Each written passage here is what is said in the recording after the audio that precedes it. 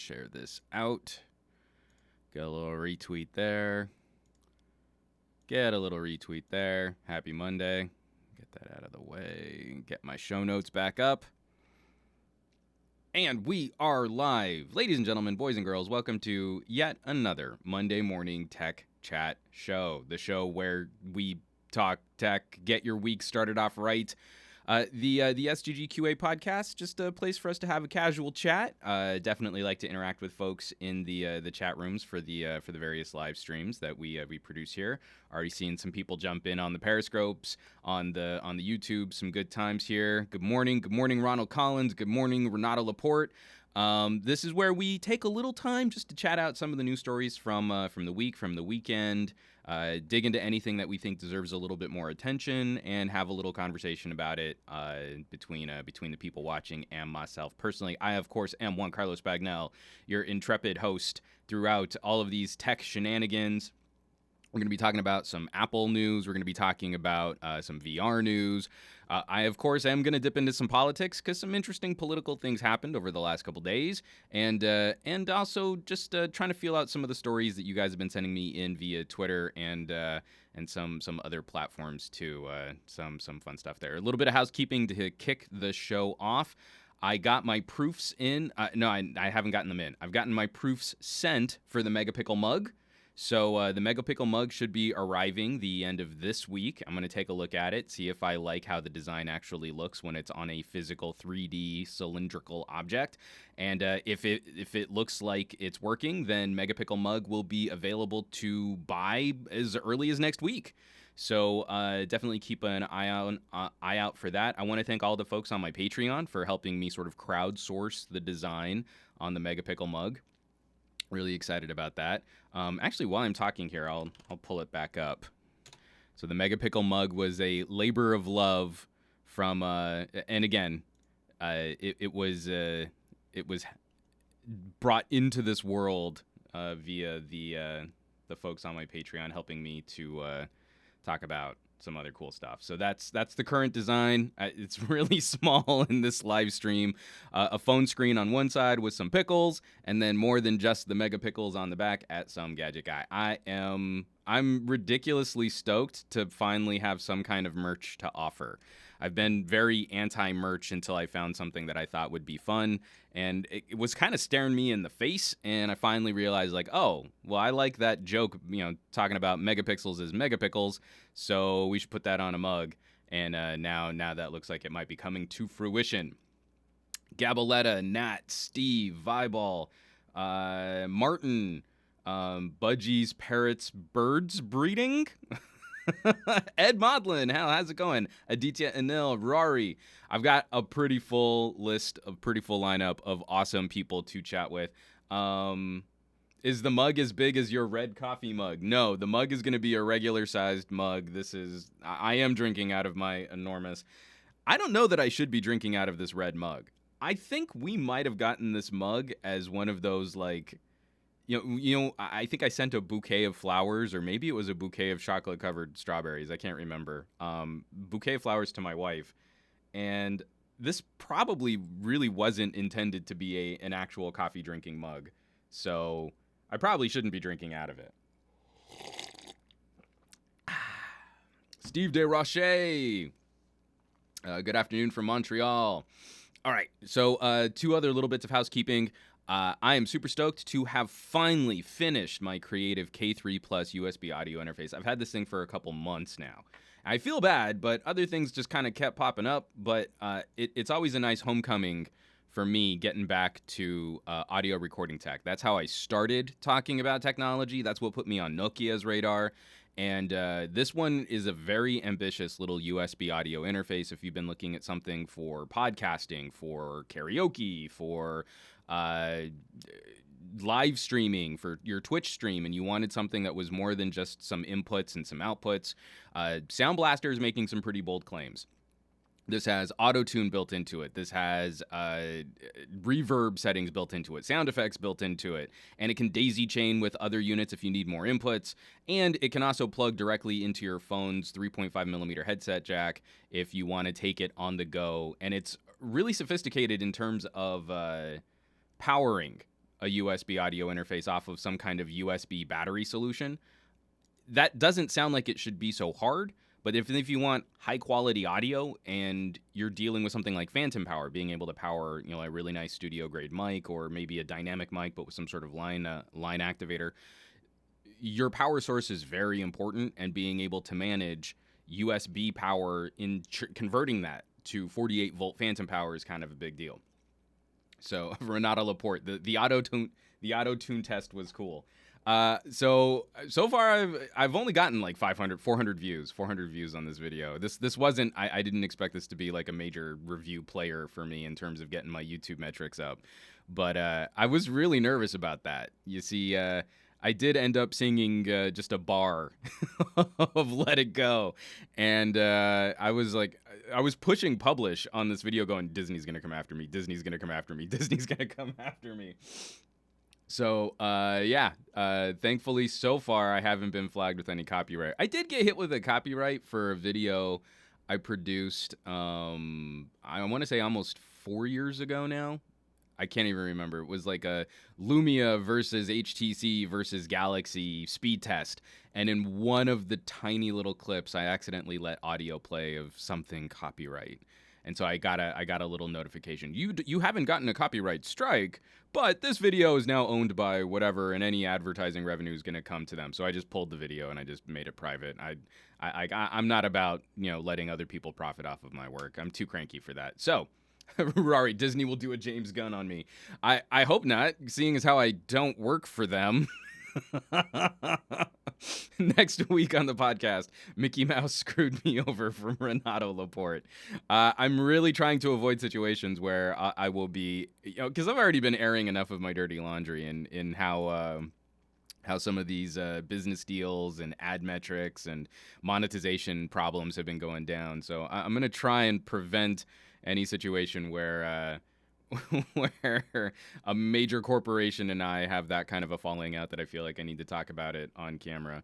But again, it's like the copyright thing is really messy, because if I say something about a company that they don't like and they go through my trove of videos, there's every opportunity for them to be like, oh, you got to pull this video, and I'm not going to fight it in court. That's how we that's how we maintain a nice corporate friendly infrastructure, is just letting them do whatever they want.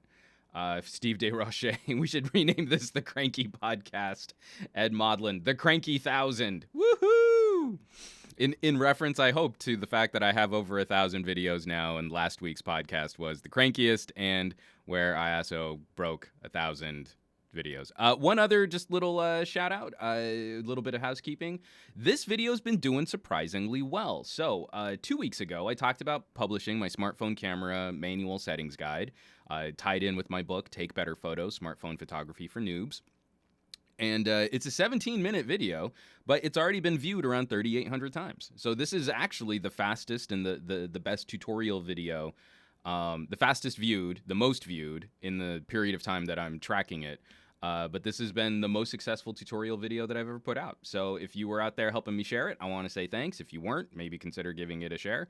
And definitely troll through some of the comments on it, because there's been some really interesting conversation happening about how to get more out of our cameras. And then some people actually criticizing the video, too, about why make another video in 2018 talking about photography basics when there's already a wealth of videos out there. So I've left those comments up on the channel too. I mean, I don't see where there's any problem having a little controversy on one of my videos.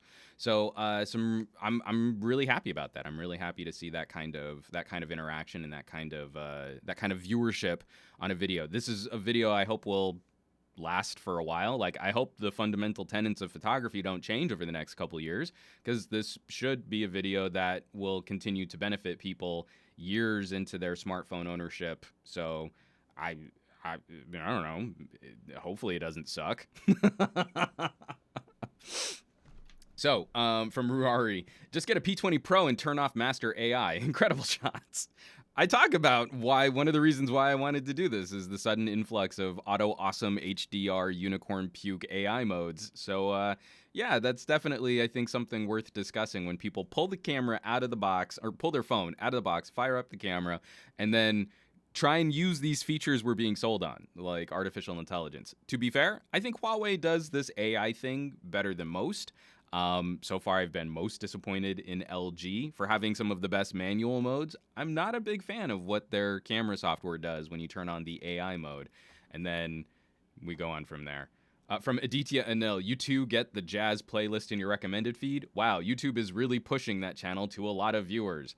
I don't know what YouTube is trying to do in trying to popularize content. I have never underscore caps lock NEVAR exclamation point. I've never clicked on any of these live streaming music channels.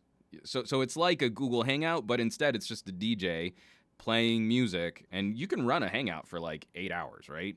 So I've never clicked on that. I've never participated on something like that. And I still keep it's almost always on my front page on YouTube as a recommendation, like, oh, beats to chill with, get your work done. Oh, energized workout mix. Like, this is not what I want from YouTube. I am not going to subscribe to YouTube Music or YouTube Red or whatever variation of YouTube is doing this kind of streaming. That's not my jam. I have Spotify for that, and I've been very happy with Spotify for that. So I don't know. I've given up trying to untangle or unravel. I got another invite. So there is a YouTube producer space. I have unlocked that space. I technically could go down and shoot videos there if I give them 3 months notice and I know what I want to produce for that time. I mean, that could be really fun and maybe improve the look and quality of my videos. I just can't plan that far in advance, and I have other responsibilities. But they routinely do these like creator meetups and creator chats. And there was another one that I got invited to, and I almost tried to sign up for the panel. And then I thought, I'm not in a place right now where I can offer any kind of constructive criticism in a positive fashion. And I feel like if I had YouTube people face to face, it would just be another cranky rant of epic proportions, and that really wouldn't serve anybody. So I have decided to back out of trying to participate in those types of YouTube activities. It's gotten to the point where I don't really feel like I can provide any substantive conversation in a way that I think is not going to be a waste of my time and is actually going to move the needle on positive policies for YouTube and smaller channels and smaller creators. So it's just frustrating. Also from Aditya Anil. Also, I downloaded the Open Camera app you suggested. While it is a bit convoluted in the UI, I really like the app. I took a few pictures. Thank you. So with the smartphone camera manual settings guide, in addition to Take Better Photos, smartphone photography for noobs, I've been getting a lot of questions on different camera apps to try. I always recommend, if you want to flirt with some, like say you have a Pixel, and there are some manual control modes, but the Pixel camera app is not built around granular control of photography settings. But there is the option to use it, unlike, say, my BlackBerry, which is everything is locked down and you can't get raw photos or manual modes from another app. One of my first recommendations is Open Camera. It's a totally open-sourced camera app, no permissions that I know of that are nefarious, and it's super ugly. I mean, it's like legitimately one of the ugliest content creation pieces of software I've ever seen, but it gives you all of the modes that you might need. And it's funny, my wife is actually now on she killed her Huawei, so the P10 died a brilliant death, because her purse is the destroyer of gadgets. I believe there is a Hindu god inspired by my wife's purse as the god of destruction. Sorry, I don't know where that joke came from. So we, just as an interim, I didn't tell her that it was a cheap phone, but I just kicked her a Moto G5S, G5S Plus. And she's been really liking it. It's like, yeah, it's kind of like the Pixel, and it's really smooth, and I like the metal back. Yeah, this phone's fine. And just, so that's been fine. But the camera app locked up freaking weird. So I've been running updates. I tried wiping the phone, and anytime you go to hit video on the G5S Plus, it just crashes the camera app. So we threw Open Camera on there. I was thinking like, oh, she's gonna hate this. She's like, no, it's working fine. So again, if it gets the sort of shrug from my wife, then I guess it's fine. Hold on, I've got a couple comments and a couple questions in here. From Renato Laporte, how come, what happened, liquid damage, From Steve DeRoche, at least newer Huawei are built better. From Tech Leathercraft, I think it's Shiva the Destroyer. Yeah, that's my wife's purse. So I don't know actually what happened. So she's done this to a couple phones. I think it's just being in like a rock polisher of a purse. So my wife has a ton of stuff in her purse. She chucks her phone in there, gets thrown into the seat next to her when she's driving. She's got like a little clip. She can prop it up on the dashboard. There's just a lot of activity. So when it's constantly getting bumped and bruised and jostled and shook, the first thing that died on the Huawei P10 was the cameras. That for whatever, something got knocked out of alignment, and the camera would still open and it would still take photos and videos, but everything was super blurry. And so something got dislodged, or some lens element got broken free. And then just after that happened, it was like a matter of weeks while other things just sort of systematically failed. The phone became inconsistently unresponsive to touch input. It started charging funky, you know, like when you have to like jiggle the cable to get it to sit just right. So I don't think there's anything wrong with the phone. I think this is my wife's purse. She's done this to a Galaxy S4. She's all but obliterated a Galaxy S7. She did flex a BlackBerry Key 1 enough to pop the display. You remember early on, there was that problem with BlackBerry Key 1s where if you flexed the phone enough, you could dislodge the screen. She did that, so the screen would pop out. It's just, I don't think there's, again, it's not anything necessarily wrong with the phones. But it's more like, but it's more, this is what we need to talk about when we talk about lifestyle companion gadgets. And my wife, I think, is a good test case for just general durability of a woman who's on the go and needs a reliable digital companion while also dealing with a Tasmanian devil of a toddler. Then your phone needs to be built to a higher standard. And this is actually one of the frustrations. We were really hoping there was going to be, because she likes Samsung, we were really hoping to see a Galaxy S9 Active. That would have been a brilliant phone for my wife. She has always loved the Active phones, and we still might go back and try and dig up a Galaxy S8 Active. They're just pretty stinking expensive. But we want that crazy big battery. We want a modern chipset. We want a good camera. She doesn't need anything. She doesn't even need a Galaxy camera. I mean, she's actually been pretty well served with her Moto camera. But it's just that I'm getting real tired of glass-on-glass sandwich with no bezels is the only acceptable way to make a phone, when the only way to make that work for my wife is to add a ton of armor, and then we still won't get the battery life that we want because we've gone with slim instead of a larger battery, and the Active would be the perfect device to go with. So, for Tech Leathercraft, forget stress bend test, call it the purse test. And who else? From Hadi Tamimi, get her the Moto with the plastic display. So I am hoping that we'll get some good news. August 2nd, Motorola is going to be having another announcement, and I really want to see if they can evolve on Shatter Shield. I think Motorola missed a huge opportunity with the Moto Z2 Force in not having a first-party glass screen protector for that phone. I don't think Shatter Shield works well when it's just the plastic of the display out front and center. And we saw a number of gadget. I mean, if you try to break something, you will succeed. So gadget reviewers going out of their way to like peel off the layers of the Shatter Shield.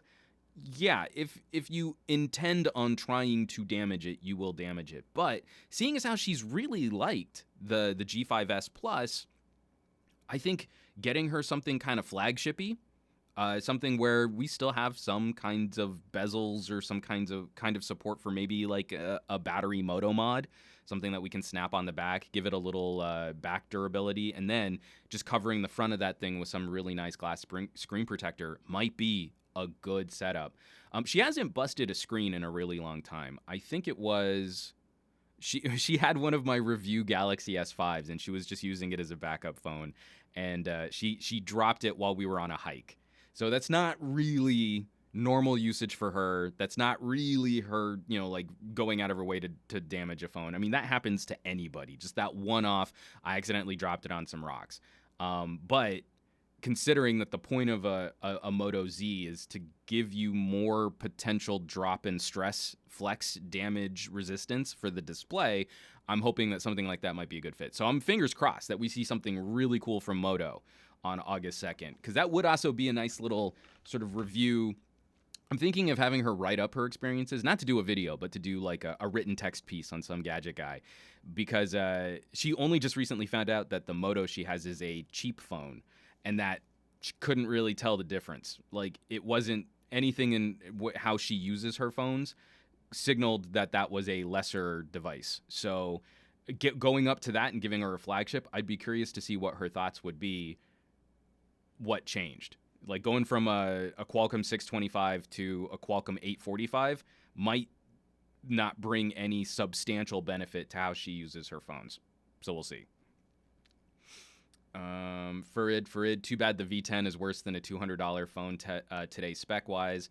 That Qualcomm 808 is just such a hot chipset. I really wish there was some aftermarket for gutting the frame on phones like the V10 and installing modern components, because I would be all about hot rodding.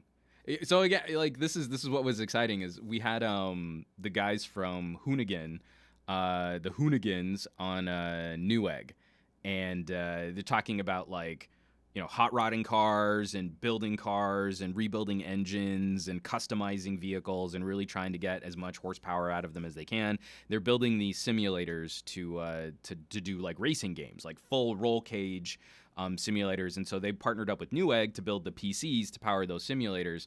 And just, I had this brilliant conversation with them last Thursday. I think I might personally cut that conversation out and throw it up on Facebook or something like that. But yeah, it was just, it just got me really, it got me sort of upset and disappointed that we never got the modular phone projects, you know, like from Google or from, the closest we've gotten is this Moto slap-on Moto mod. Because I would love to take the frame of a phone I loved, like a Note 4, a V10, a Moto X2, still one of the most beautiful phones ever made, and replace it with modern internals, and I would be so happy. It would just make me so happy to be able to revive tech like that. In the way that, like, I've been using the same PC case for, I don't know, 15 years almost? 12 years? Something like that? No, it's a little less than 12 years.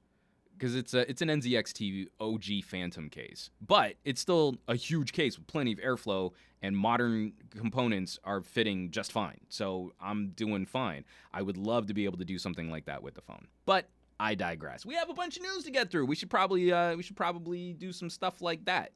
From Harari, the LG G5 was somewhat modular, but not really. The G5 was an abomination of an accessories add-on situation. I don't want to go down that rabbit hole. The G5 was such a disappointment after how awesome the G4 was until it started boot looping. Those were the dark days for LG. From Darren Vincent. Project Aura used to be that one heck of a dream smartphone, and Aura came just too late. Again, when you can convince consumers that they're basically fine, or this really expensive phone that does everything well but maybe doesn't excel in any one category is good enough, then you've lost the race for any type of modular phone. But I still think that there could have been some enthusiast market for something like that, and I think it would have made Android smarter. It would have made Android more flexible for changes in hardware. It would have made foldable phones easier from that time moving forward. If it could detect changes in screen, size, shape, resolution, number of displays, if you had drivers for different hardware components, then all of that would have been easier to use, and it would have made Android better for things like USB accessories. You just plug something in the USB port, and it should work even better. We still have problems with things like USB audio. That kind of stuff would have been awesome. Just eat your daily fruity boot loops. Just eat your daily dose of boot loops. All right. From Renato Laporte, phones are modular now. Well, in that they've removed the bezels, so now you have to go out and buy your bezels. Then yeah, sure, phones are modular. So I do want to get into news. This first one, just something really light. something kind of silly, but I want to get your opinion on an idea that I had. This is coming from Android Police. Jenny McCarthy doesn't know what her Google Home sounds like and assumes that it's a ghost. So we get this little Nest camera footage. You see the Nest logo is prominently featured in this little video snippet, and she's walking around her piano room, I guess is what you would call it, and she hears the startup sound from a Google Home. And then she starts calling out to Donnie, who I would assume is her husband, Donnie, and probably not some random Donnie. And she just keeps repeating, someone just played the piano, Donnie, Donnie. And so that's the whole shtick. Funny little anecdote, wacky shenanigans. But I want to ask you, does anyone think that this could potentially have been some kind of attempt at a viral Google video? A Nest camera. They pulled the video off of this Nest camera. And I wonder, does someone like Jenny McCarthy really rely on Nest products like cameras for her home monitoring needs? Or do you think that she would probably employ like a much more robust video surveillance platform with like a dedicated DVR and security settings that ties into some sort of video, some sort of like security system, contacts an agency and they can call the police, that kind of a thing? Or do you think she's really using Nest cameras all over the place? And just the wacky hijinks of a Nest camera capturing this interaction between a celebrity and a Google Home.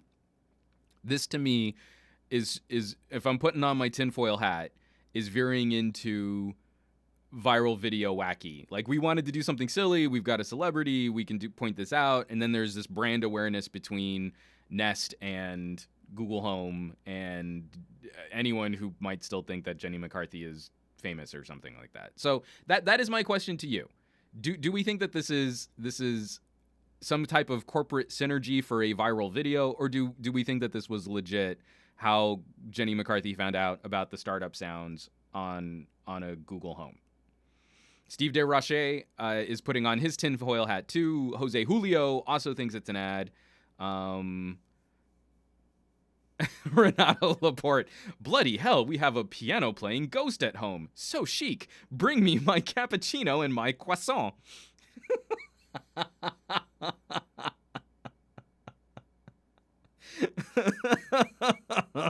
You stuck the landing on croissant. From Gabaletta, if it smells like an ad and it looks like an ad, it's definitely an ad.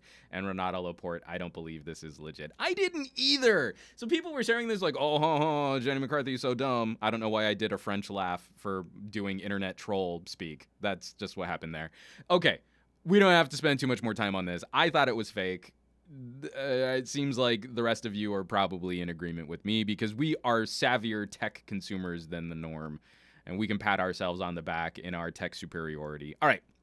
Another quick little story that is super positive, and I am crazy excited to see this. Talked about it a little on the Board at Work podcast. This comes from globenewswire.com. A new open industry standard introduced for connecting next-generation VR headsets to PCs and other devices.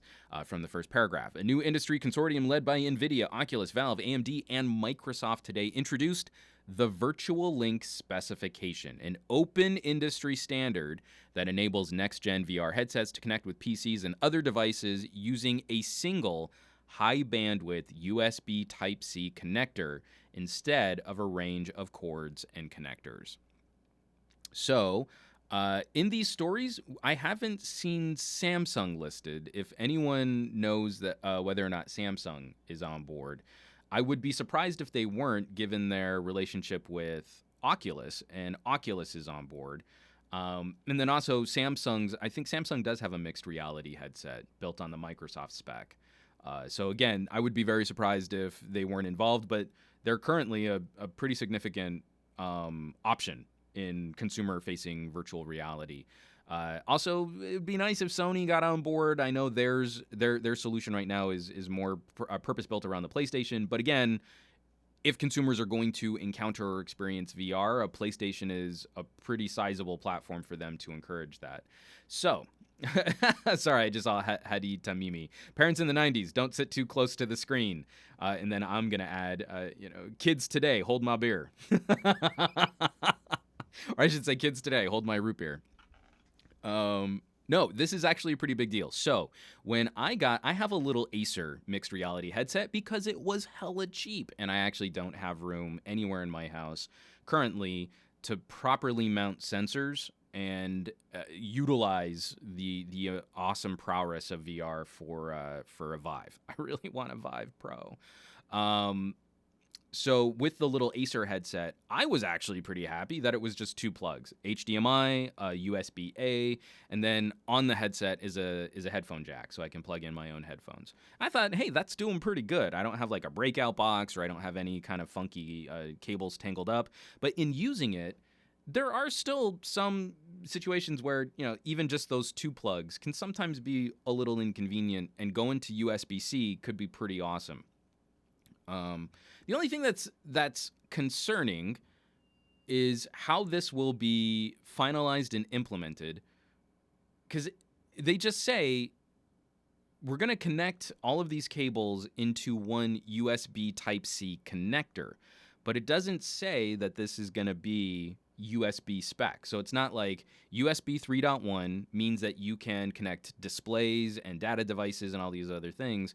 It still might end up being some kind of proprietary communications setup, but using USB-C as the connector. And this is what's been so difficult to untangle with USB-C is it can kind of be anything. It's the same connector for Thunderbolt. It's the same connector for USB. It's the same connector for proprietary audio dongles on Android smartphones. So that's been one of the frustrating things to untangle. Like, say you've got a USB-C port, but not a Thunderbolt port, and you get one of these headsets, and all you need is the one cable, but it needs Thunderbolt instead of USB-C, then you've just defeated that consumer trying to do that VR thing easily. So that's what I really want to see expressed, like Virtual Link, making sure that we've got a good consumer path to compatible equipment. Because if I remember, the spec for USB 3.1 with a USB-C connector should handle a display and a data device through one port at the same time. That should be plenty for what it is that we need to accomplish with VR, especially, just sort of mixed reality style VR. Maybe not Vive, maybe Vive, I don't know. But then I would also be curious, does that port live on a video card? Will that port live just on the computer?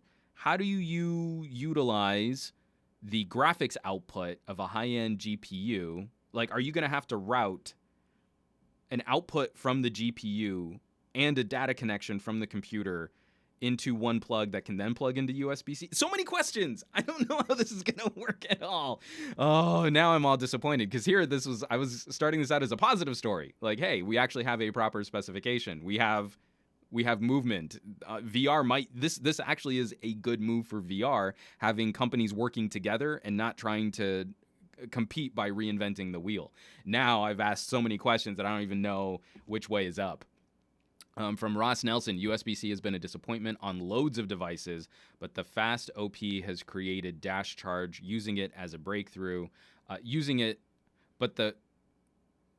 think you mean, but the fact OnePlus has created dash charge using it is breakthrough. All others are miles behind it. Power delivery should be pretty interesting too. Apple is rumored to be only using USB-C as the connector for a lightning cable for their next generation fast charging tech. Again, there are a lot of positives. It's just there have been a lot of teething pains in using this connector as any kind of standard because of all of the different implementations that you can use from it. It's the frustrating things of having something like a OnePlus 6, which has a USB-C connector on the back, but it's USB 2. So transferring content onto and off of the phone, slower than phones with USB 3.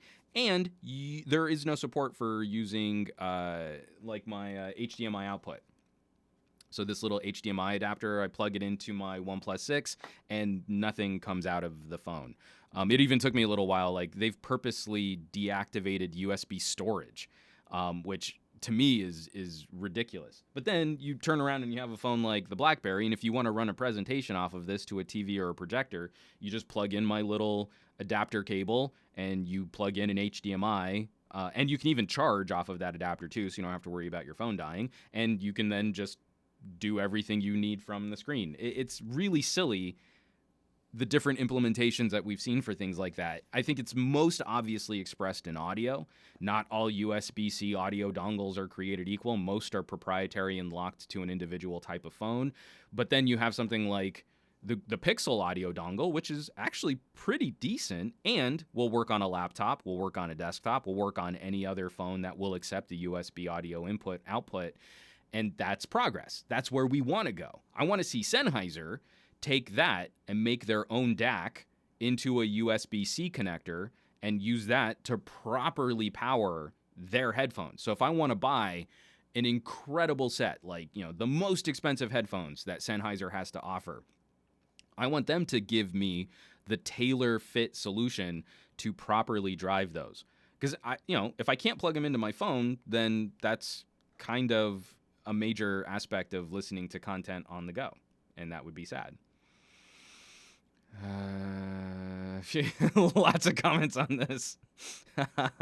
From Gabaletta, soon we'll be able to run a GTX 1080 Ti on our smartphones. I want Thunderbolt on phones. We're getting so close to some really high-speed data interfaces, especially like after the news of the new SD card standard.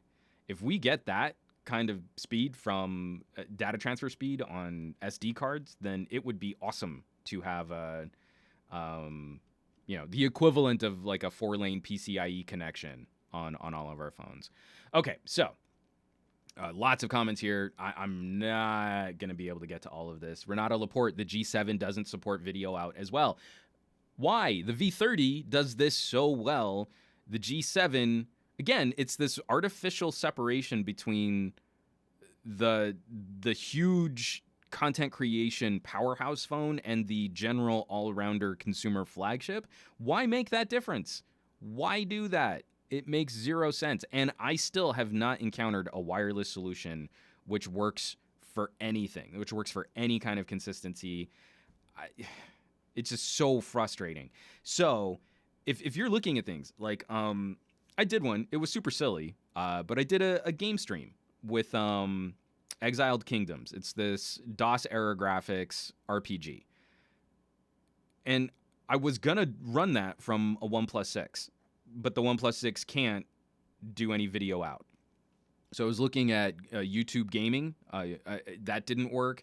And then when I did get like a game capture, it's this really low quality 720p video with like a little bubble of me from the selfie camera. It looks terrible. So instead, I set up my full rig, like the rig that I do for the podcast, and I did an HDMI out from a Huawei Mate 10 Pro, and that looks so much better.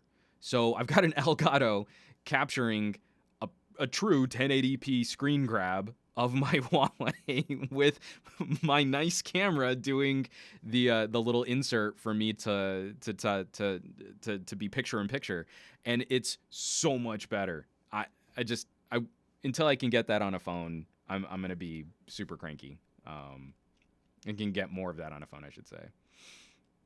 All right, let's get into some of the politics, because I've already been rambling on enough. We're 40 minutes into this, and I barely even scratched into the news. So I've got two stories here, both on the same Republican congressman. All right. Let me go back into screen share here. This is from Brigade.com. Breaking news, first Republican signs onto the CRA to save net neutrality. This is a story that we've been covering for a little while. There is still a congressional policy action happening for net neutrality. It's just highly unlikely we're going to see any movement on it because it made it through the Senate, where the Senate has this review of the FCC's attempts at getting rid of net neutrality, which is now officially gone. It's gone.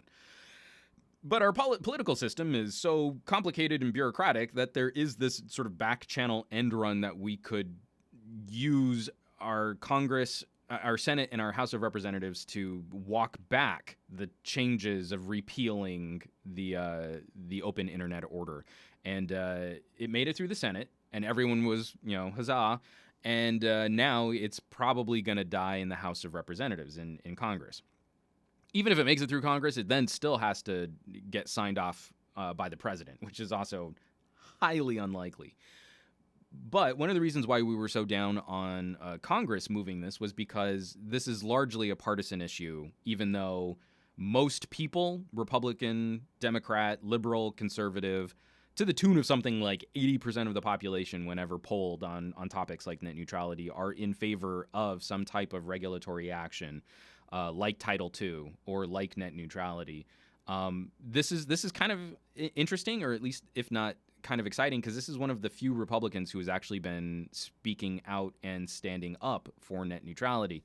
So this is Representative Mike Coffman, a Republican out of Colorado, has decided to join the Congressional Review Act, which could potentially restore net neutrality. So he's the first GOP representative to publicly take a stance on reviewing the FCC's actions here. And at the same time, this is another story out of Android headlines. Republican intros bill that would turn net neutrality into law. Representative Mike Coffman has introduced a bill which is very similar to the 2015 Open Internet Order, the OIO, from the FCC that was passed under the Obama administration. It's not exactly the same. It looks like it's not going to be quite as strong as some of the more recent initiatives, especially the bill which will hopefully live on in New York and has recently been gutted but restored, but not really, in California. So it wouldn't be as powerful as what states are looking to implement. But even if we could just return to what was passed in 2016, that would be a pretty big deal. Of course, this was a really safe time for a GOP congressman to introduce a pro-net neutrality bill because the August recess is right around the corner. We know there's not going to be any movement on this. It's not really going to make any headlines except for a few nerd publications that we're apt to read. And then it'll probably just die a quiet death. But he's at least made the token gesture of introducing a bill to Congress that does actually support something that we've talked about on numerous podcasts, something that we definitely are in support of. A majority of Americans are definitely in support of. So I want to say kudos to Representative Mike Coffman. You folks in Colorado, I don't know what the rest of his policy is. I'm not super tapped into Colorado politics, but real nice. Good on you. You've elected someone that at least seems to support some kind of token conversation about fair play, equal business practices, equality of business, protecting that kind of free market economy, and not just giving up everything to the top players in any given market. So, well done. Well done, Mike Coffman. Wow, there's a big conversation happening in the chat right now about Sony and cameras and the XZ2 and the PS4 and some other stuff. I can't even untangle that in the middle of a live broadcast. So the flip side to Colorado having a somewhat tech savvier congressman in Mike Coffman, I need to again throw a little shade and a little shame at my party of choice right now, the Democrats, for being way behind the time and slow to adapt to new technologies. And this one hits especially close to home because this is the district that I live in. This man represents me directly in the district I live in. So this is a story by way of CoinDesk, coindesk.com, and the title, "You Can't Ban Math. Crypto Unites to Call Out Congressman." First paragraphs of the story. In the span of a few hours, it became crypto Twitter versus U.S. Representative Brad Sherman. On Wednesday, Congress held a pair of back-to-back hearings on the topic of cryptocurrencies, which notably saw Representative Sherman, no stranger to controversy among crypto circles, call again for a blanket ban on buying or mining cryptocurrencies. His big argument is the same FUD that we've seen since the invention of Bitcoin.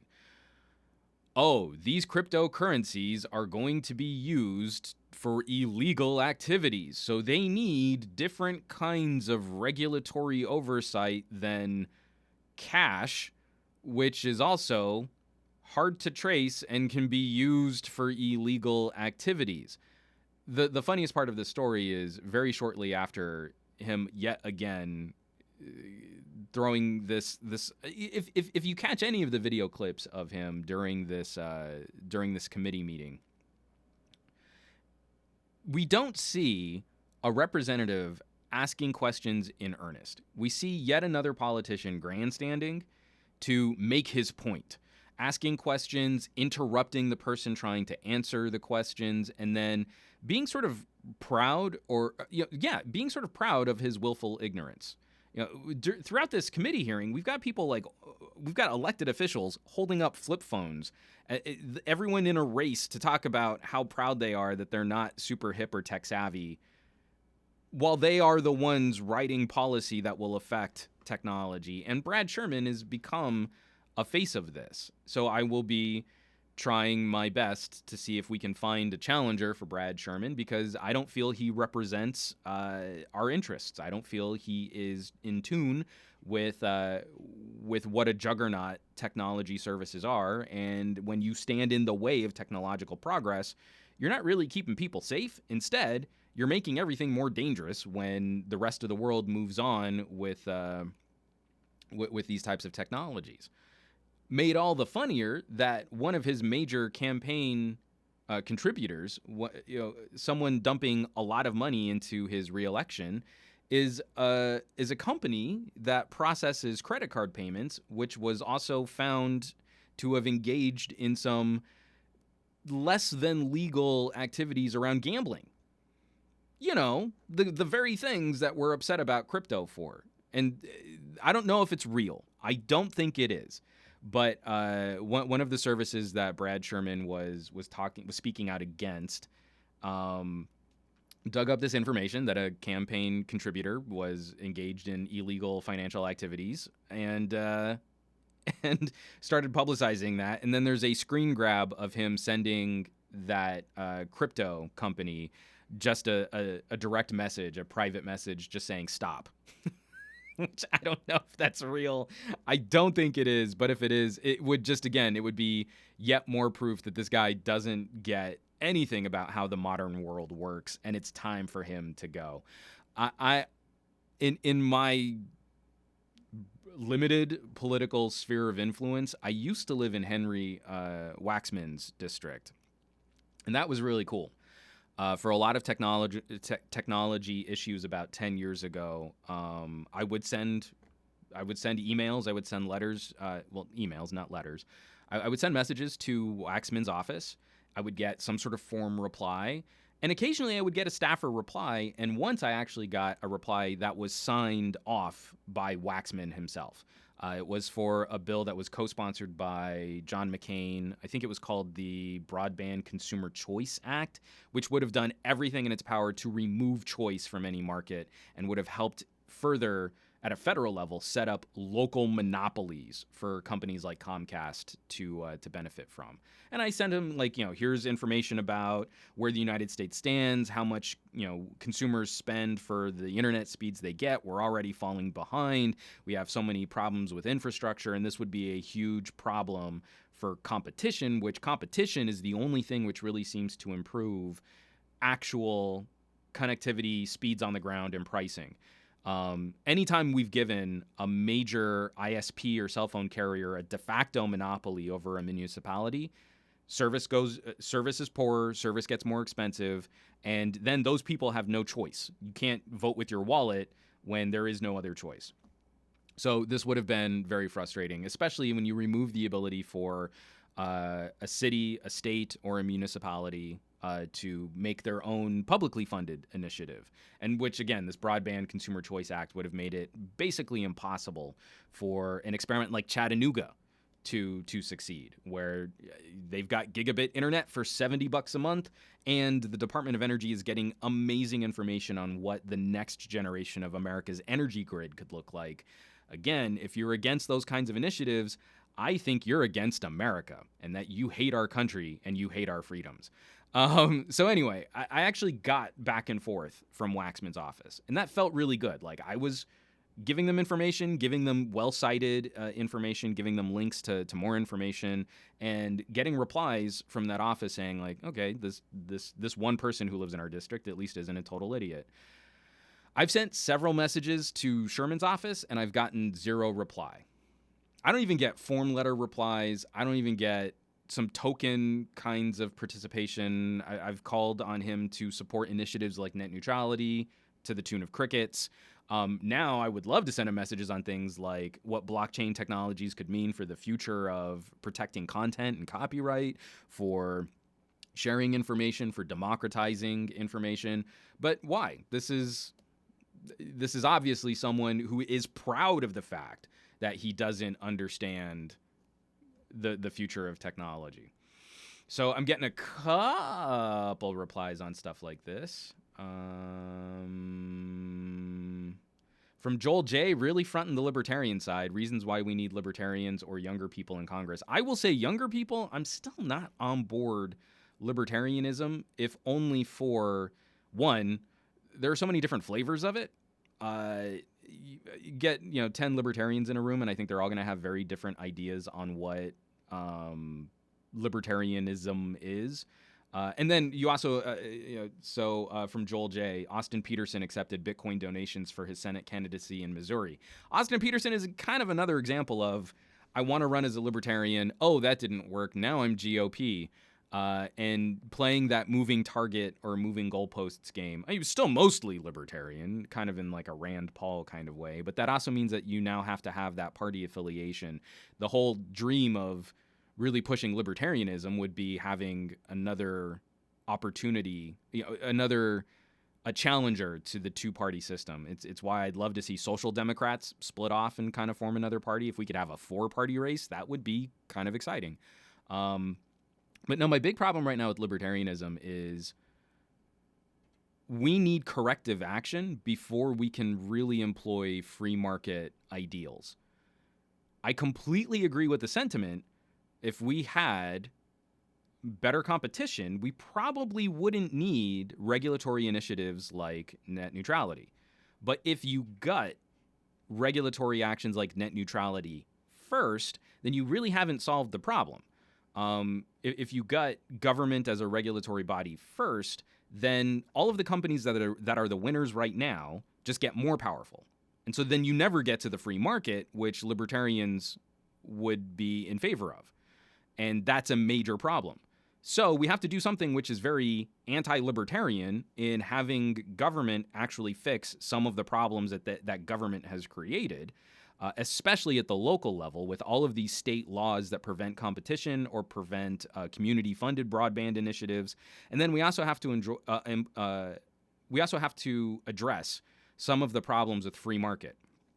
Free market works great until you're in an area where no business wants to support it.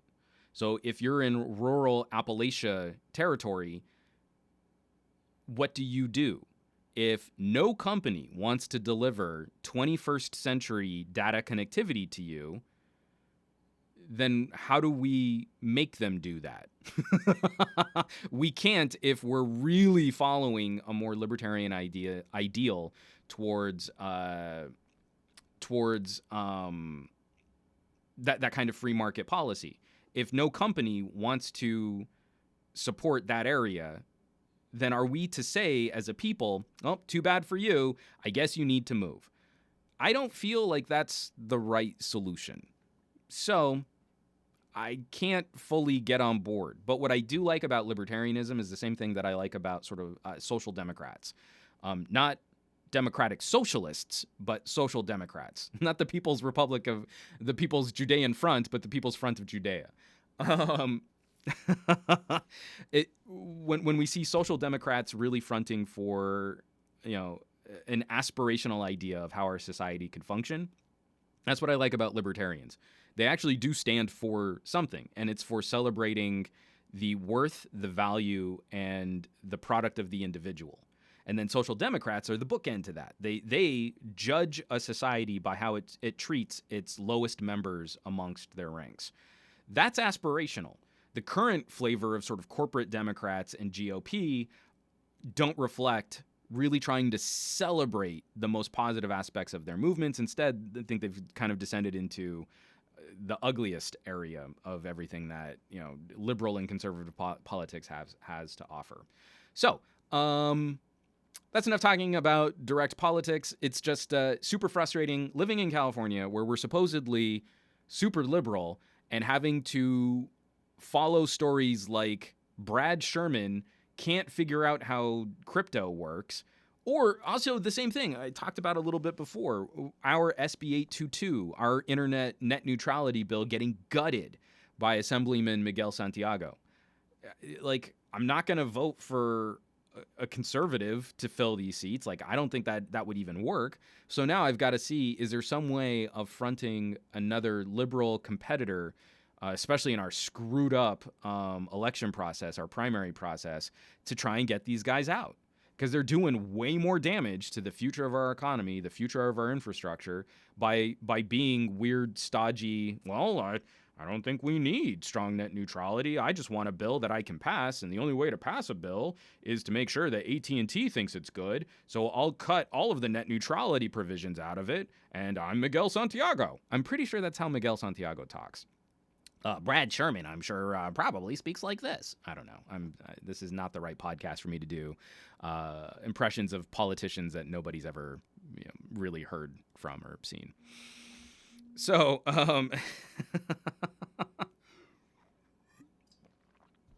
so let's jump into one of the other major politics stories, international politics stories.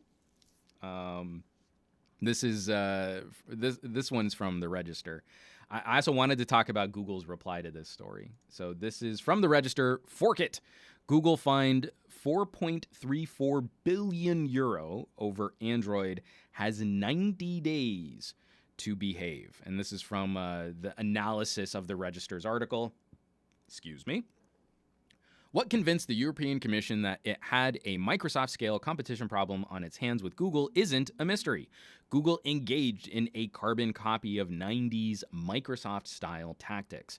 Google leveraged its platform dominance in Android to promote its own services and apps at the expense of third-party services, the Commission said today. It was Internet Explorer and Windows Media Player all over again. So I kind of had to check myself on this story. When the story first broke, I got really defensive. Like, what? The EU's going to go after Google? I use Gmail and I stream on YouTube. And it was thinking about that I then circled back and kind of thought, like, there are a lot of things that haven't necessarily been super positive in my Google sphere of influence of late, especially my YouTube sphere of influence of late. And so then I was kind of all ready to be contrarian and like, yeah, screw Google, take them down. And now I'm kind of stuck somewhere in the middle. Really, what I'm kind of arriving at now is, if Microsoft got tagged by the EU for similar business practices and how they bundled services and they prevented competition and they utilized, leveraged their market dominance in a way which harmed competitors, and I see a lot of similarities. I see a lot of correlation between how Microsoft was doing business and how Google is working with manufacturing partners on Android and Google services tied to Android.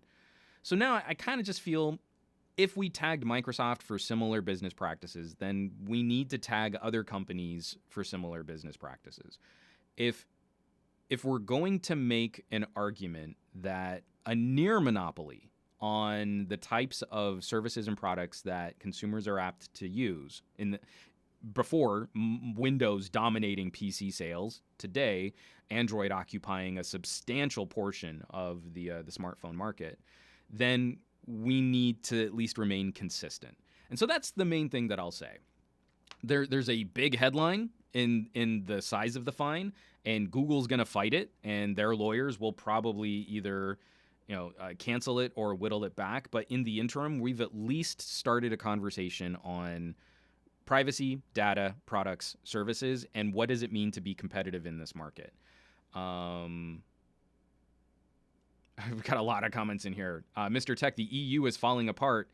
I don't think that's why they're trying to steal Google's money. Again, if they tagged Microsoft for the same thing, then I would assume that we should try and stay consistent. From Aditya Anil, ha ha ha ha ha, Google fined $5 billion. Okay, then we will advertise more and make the money back by selling your data. It's frustrating to see these giants hurt their consumers. People talking about Brexit. Renato Laporte, Google uses the openness of Android to hide their unfair practices. That Android is open has nothing to do with allowing Google to force Chrome on OEMs. And from Gabaletta, I'm split with this story, having read a few articles about it. Both sides have an argument to make about why they are right. So, one of the things that bothers me about Google's reply. So, Google posted this. It's a direct letter from the CEO of Google, Sundar Pichai. Android has created more choice, not less. From this reply, from this blog post, if you buy an Android phone, you're choosing one of the world's two most popular mobile platforms, one that has expanded the choice of phones available around the world. I would highly recommend reading through all of this because it's a celebration and a pat on the back of how neat Android is, and they look at creating flexibility. So it's easy to remove a preloaded app if you're watching this on the video. All you have to do is long press on Chrome and drag it to removing it from your home screen, and then you go in and you install Opera Mini, and look, now it's on your home screen. And that's removing an app and putting on a new one. That's your choice, which has nothing to do with actually uninstalling an app when Google allows for most Android platform devices to prevent you from uninstalling apps. And then if you were to really truly uninstall Chrome, it would probably break things in Google. But the thing that really bothers me about their reply is in the last couple paragraphs. I'm going to read this again, quote this directly. Let me throw it back up on the display. The free distribution of the Android platform and of Google's suite of applications is not only efficient for phone makers and operators, it's of huge benefit for developers and consumers. If phone makers and mobile network operators couldn't include our apps on their wide range of devices, it would upset the balance of the Android ecosystem. So far, the Android business model has meant that we haven't had to charge phone makers for our technology or depend on a tightly controlled distribution model. We've always agreed that with size comes responsibility. A healthy, thriving Android ecosystem is in everyone's interest, and we've shown we're willing to make changes. But we are concerned that today's decision will upset the careful balance that we have struck with Android, and that it sends a troubling signal in favor of proprietary systems over open platforms. Rapid innovation, wide choice, and falling prices are classic hallmarks of robust competition, and Android has enabled all of them. Today's decision rejects the business model that supports Android, which has created more choice for everyone, not less, and we intend to appeal. Okay, a couple things rub me the wrong way with this phrasing, with this description of what the major problem with Android is. Now, notice that we're talking about Android and Google services and the EU fining them, but we haven't had the same complaints from a legalistic standpoint with Apple. Well, Apple doesn't license iOS out to other manufacturers. So there is no requirement. There is no contract. There is no prevention of Apple keeping certain services from some manufacturers or forcing manufacturers to comply with certain business practices. So when we have Android, we do have an open source operating system that anyone can take and do whatever they want with. A major example of that would be Amazon devices, Fire devices, the failure of things like the Barnes & Noble Nook as another example. That is taking sort of just the core raw OS platform of Android and then doing something proprietary with it. Not that we love proprietary systems, but you have that ability. If you, as a manufacturer, want to experiment or want to fork your hardware and software development, you can't.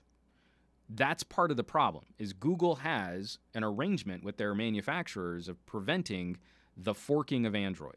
So that's why you can't have an Amazon tablet with Google services and an Amazon tablet with Amazon services as separate products under the Amazon banner. Amazon would have to fully comply with all of Google's requirements and not have any competing types of products in that setup. And that's one of the major arguments being levied by the EU, is that type of market manipulation, that requirement that Google puts on its partners, is harmful to other competing services and other competing platforms. Why Fire devices might not be as well supported or as well implemented or as competitive in the market.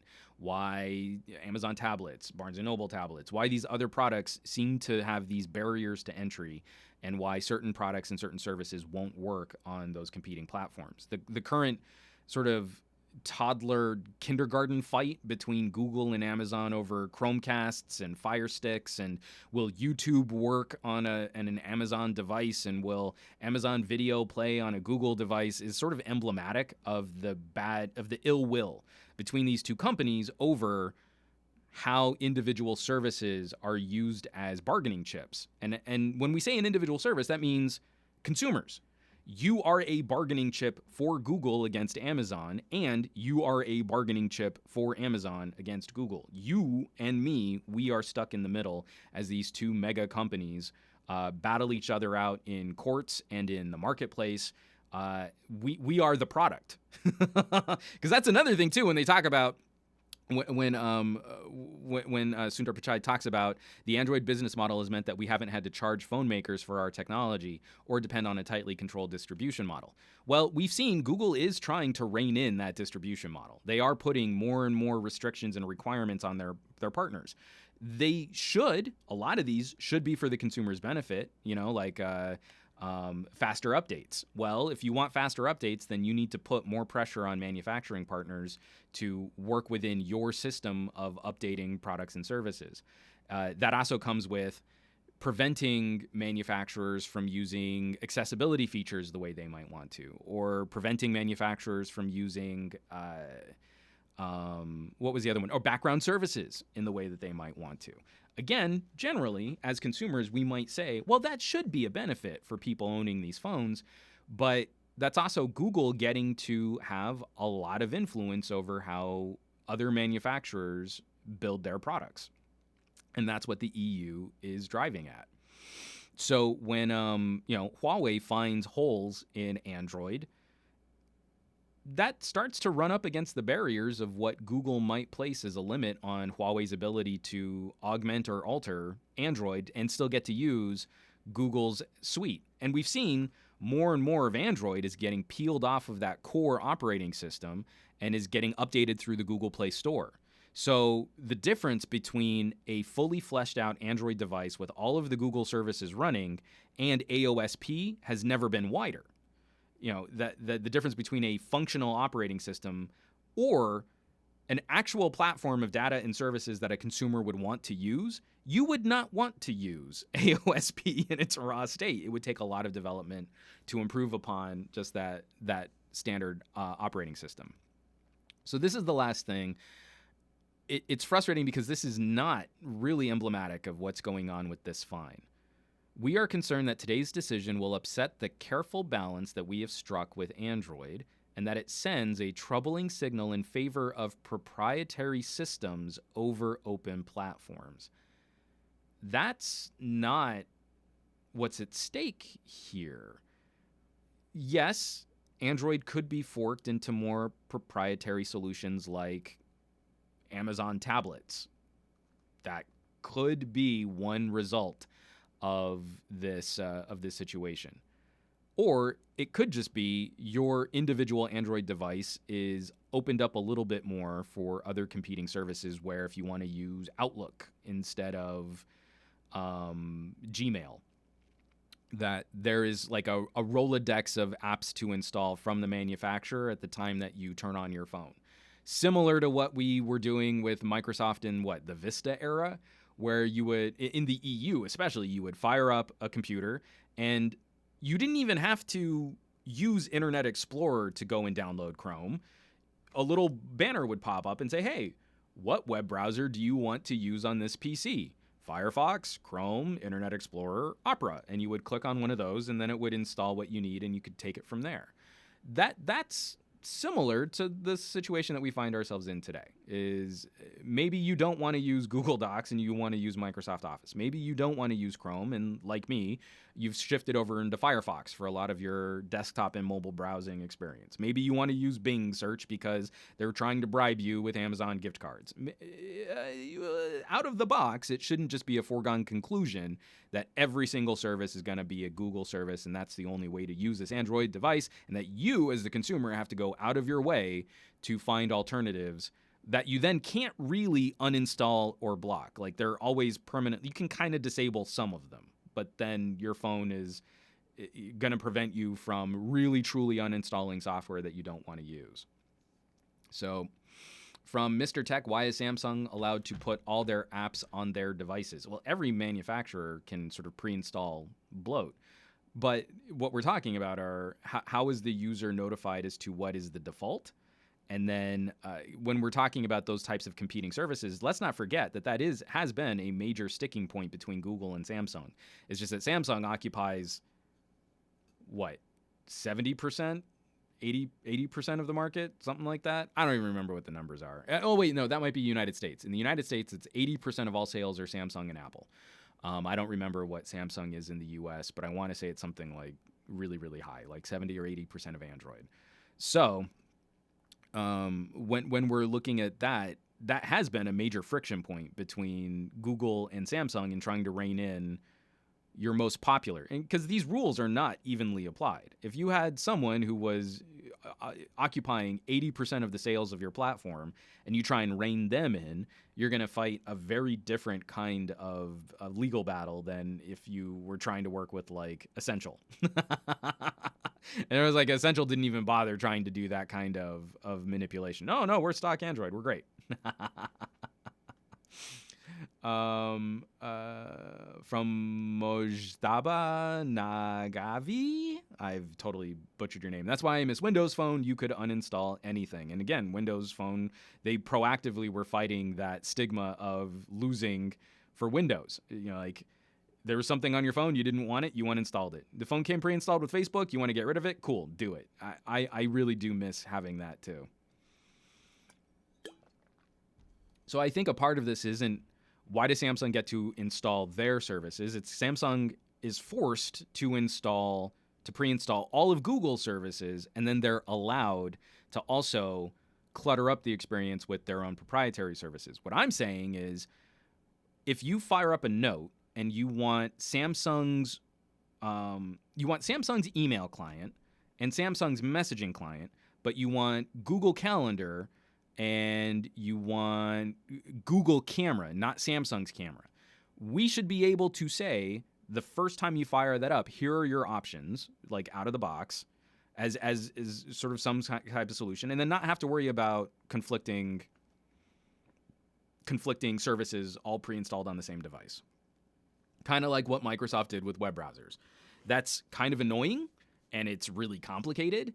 And I think it will upset a lot of consumers if they have to make those kinds of conscious decisions. But I also think that Google's assessment of what is happening here is FUD. I don't think their solution in showing, and I love that thing on their blog post. I'm going to have a link to this blog post, Android Around the World, Creating Choice, in the top of the blog post saying there are only 2 active operating systems for mobile. That's not really choice. but then showing consumers, oh yeah, no, you can choose to delete the shortcut for Chrome and install Opera and use that shortcut instead. See, that's choice. That doesn't really fully explain that you have not made Opera your default browser. Notice they didn't show you, they didn't walk you through the steps for making a third-party browser your default. All they showed was someone deleting the shortcut for Chrome from their home screen and installing a new app that would then put a new shortcut on their home screen. That is insufficient to describe the situation that Google currently faces themselves with. And I think a major problem with this is if they were just to get rid of this clause that mandates no forking of Android or operating systems, then that would probably go most of the way to getting the EU off their backs. If Google's argument is their ecosystem, which is pretty locked down when you think about an open source solution for an operating system, if they really believe that they have the best solution, then they shouldn't mandate that their manufacturers have to comply with certain regulatory and business practices in exactly the way that Google wants them to. And forking Android is probably one solution. Will there be more confusion in the marketplace? Sure. But if we're talking about an actual competitive ecosystem, a competitive arena for manufacturers to ply their wares, then the cream should rise to the top. And if Google's really is the best solution, then they shouldn't have to worry about the competition from other manufacturers coming out with less good devices.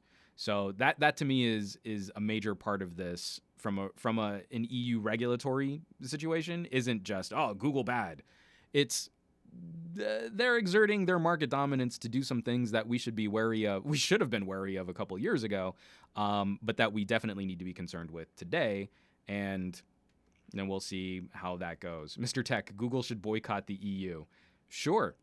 Because I don't know if we've ever seen like Europeans get, emboldened to revolt against any type of oppressive action from a major, I don't know, like a king or anything like that.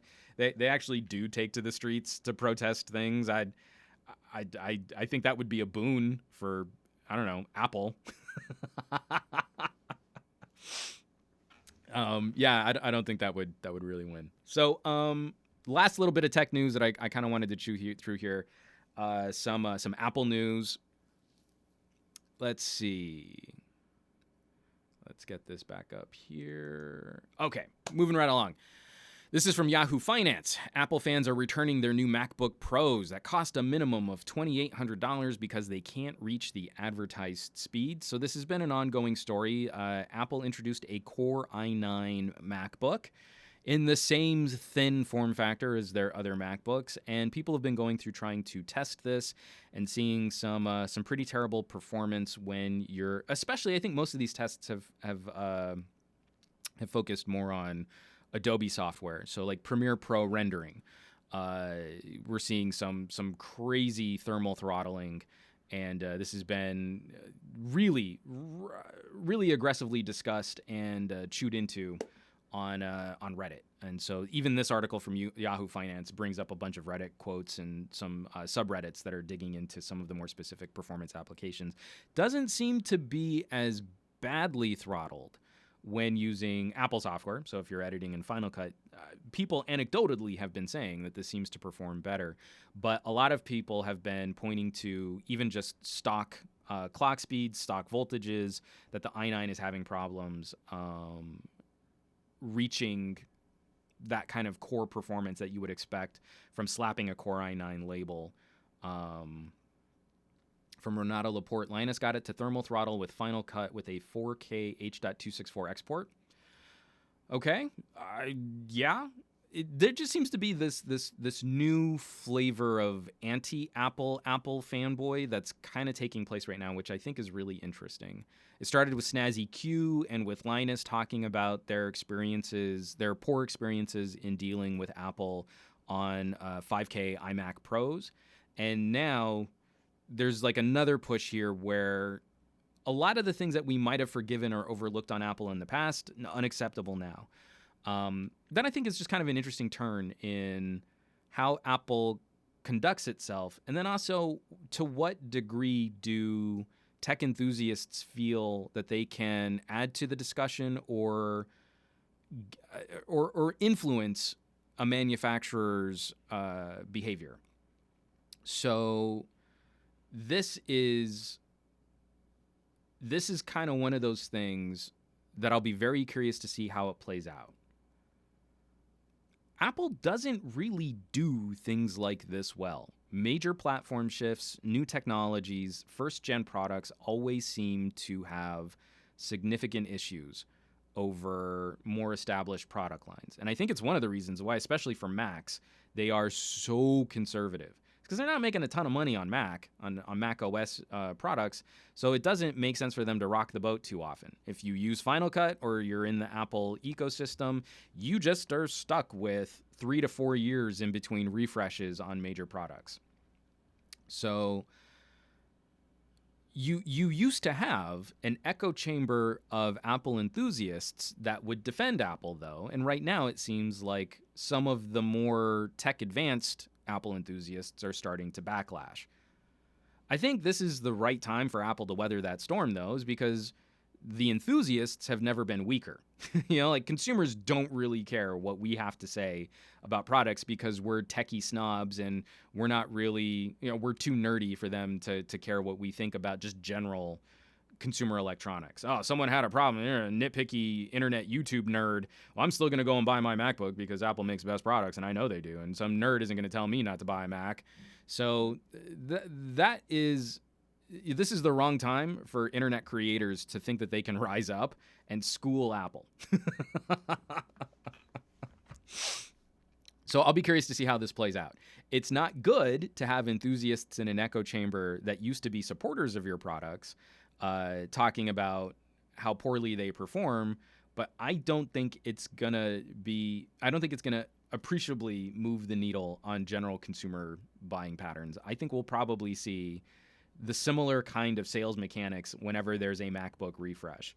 The touch bar didn't really seem to turn too many people off. The dongle life didn't really seem to turn too many people off. Keyboards failing doesn't really seem to turn too many consumers off. So you built up all this goodwill, you call the product a pro, pros will think that they need it, and then they won't necessarily have the side-by-side comparisons with other products.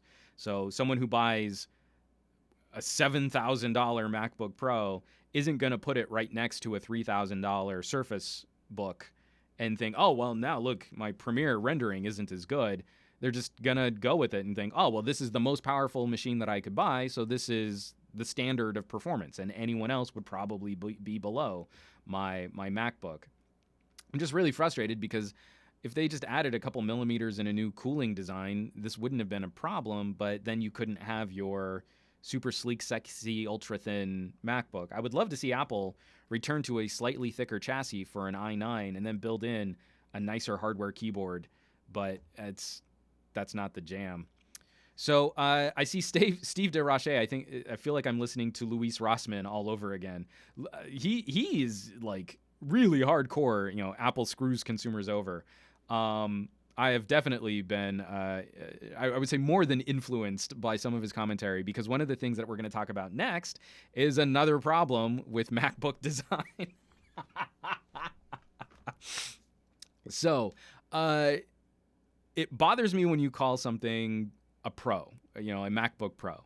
But just MacBooks in general. Like Apple definitely helped usher us into an era where, for laptops especially, but also for desktops, I mean, you look at the iMac, it's very similar in a lot of ways, where consumers are kept out of the magic box. It's magic box thinking. I push the button, it just works, it's magic.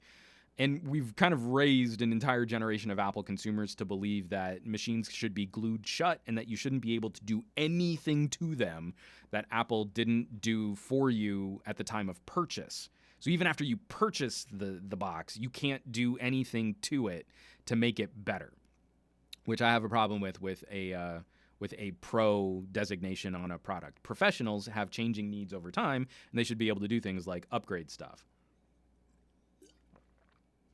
So this is by way of Mac Rumors. Again, Mac Rumors, formerly a super heavy pro Apple site, Apple seemingly unable to recover data from 2018 MacBook Pro with Touch Bar when the logic board fails. Not if the logic board fails, when the logic board fails. I just like the phrasing in there. Mac Rumors really, with the doom and gloom, the FUD headline. So this is a byproduct of Apple doing something that is very frustrating to me.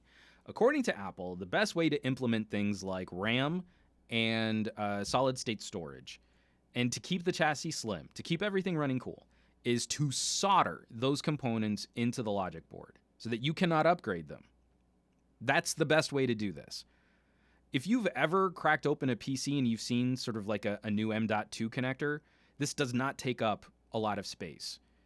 So it's a faulty argument to say that you shouldn't be able to upgrade RAM, which, laptop RAM, it's tiny little sticks of RAM. You just kind of pop it in there and you click and it's fine. Like the mechanism that we use to install that is really small. And then also M.2 NVMe drives are super, super sleek and slim, but Apple has continued to make the argument that that should be hard soldered into your logic board. If you can't remove it, then data recovery becomes a problem if a component on that device fails. That's one of the things that bothers me about soldering that kind of stuff. Bad stick of RAM, the entire computer is broken. It's like a TV VCR combo, but when your VCR dies, you also can't watch TV. So something else fails on your MacBook, or the battery fails on your MacBook. On previous generation Touch Bar MacBook Pros, Apple created this special custom pinout that you could connect to a Magic black box device in at an Apple store. So you take it to the Genius Bar, they would rip out all of the components, connect this black box to the logic board, and they could at least attempt some kind of data recovery. Now, that pinout seems to be gone from 2018 MacBook Pros. So with your MacBook, which is going to run really hot, people have clocked it at 99 degrees Celsius, where you're really close to boiling water on your MacBook. Rendering speeds improve significantly when you pop your MacBook into a freezer. Now, if anything happens to that device, which is cooking all of the internal components, and we know that heat kills electronics, there doesn't seem to be a pinout to do a data recovery.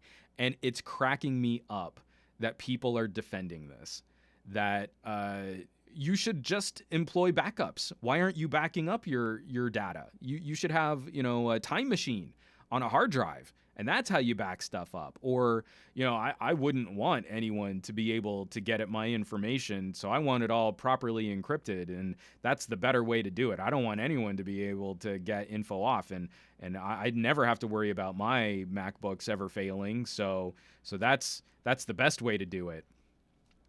I can't fathom an NVMe, an M.2 drive is one screw. It's super, super tiny. You can get it up to a terabyte of storage now and super fast storage like that. You pop it out. You could try and transfer that information over into another imaged MacBook and then use that to decrypt, or if you have your data encrypted, which you should have your data encrypted. I would not want multiple copies of my data in backed up states on other hard drives if we're talking about security being that big solution, and that's why we're soldering storage into a MacBook. I can't. It's just crazy. So iFixit has a teardown. This custom port seems to be gone. I'll be really curious to see if there is some kind of service solution for MacBooks, because I'm feeling like we'll in about 3 years we'll probably hear some type of recall or class action lawsuit about the 2018 MacBook Pros and the Core i9s having probably soldering that melts off or other component failure. And then we'll go through and we'll see, oh yeah, and it was also impossible to to back up, to recover data off of a failed MacBook. All right, lastly, I just want to talk about one more Apple story. This is something I'm curious to see your guys' thoughts on. So I'm going to try and prep this. I want to see the comments. I'm going to try and read comments off of this one. This is from Patently Apple. Apple granted 40 patents today covering stretchable displays for iDevices, smart clothing, gaze controls, and more. So one of the major patents that they were awarded was a stretchable display. So I'm showing it on camera now for those of you watching the live stream. For those of you listening to the podcast, it shows a patent of two hands stretching what should be some type of interactive display. And then another patent for device performs gaze detection, looking at a phone that can recognize when a human is looking at the phone to alter the function of that phone. So if it notices that you're looking at it, then it keeps the gaze detection on. If the sensors indicate that you are looking away, then the phone can turn itself off. And then they were also awarded a design patent for an iPhone cover, which looks almost exactly like the types of covers and cases that you would get on like a phone like the OnePlus 6. So they have now a design patent that Apple can now patent this type of case for iPhones. I thought we had gotten out of this let's patent everything that's already been established. There's prior art for all of these features, all of these settings, all of this hardware, all of these services. And these things have already been out in the ecosystem. I do not understand tech patents when they are built on prior art. There should be some sort of appeal for a tech company getting a patent on something like that. But there's a huge list. There were 40 patents. Excuse me, I'm going to drink some coffee. My throat's starting to go on me too. There were 40 others. So let's read through these. I'm going to go back to Patently Apple. Electronic device with liquid-resistant SIM tray and audio module. Apple now has a patent on a waterproof SIM tray. Cloud phone notifications. Apple now has a patent on notifications that can span between phones and desktops and laptops. Binaural sound reproduction system having dynamically adjusted audio output. Apple basically now has a patent on HTC's current implementation of boom sound. Reducing the impact of inductive energy transfer system on a touch sensing device. Electronic device with reverse voltage protection circuitry for multiple control lines. Image sensor with a cross wafer capacitor. Memory testing system. User interface for loyalty accounts and private label accounts. So Apple now has a patent on your club cards and Google Pay. Reminder creation for tasks associated with a user event. So Apple now has a patent on how tasks work in your calendar. Where was it? There was one other one in here that there's so many. There was one other in here that I smashed my keyboard into my face. But anyway, so folks, how are we feeling about this? At what point do we engage in any type of consumer lobbying to say patents don't work this way? Apple comes out with a patent for a liquid-resistant SIM tray.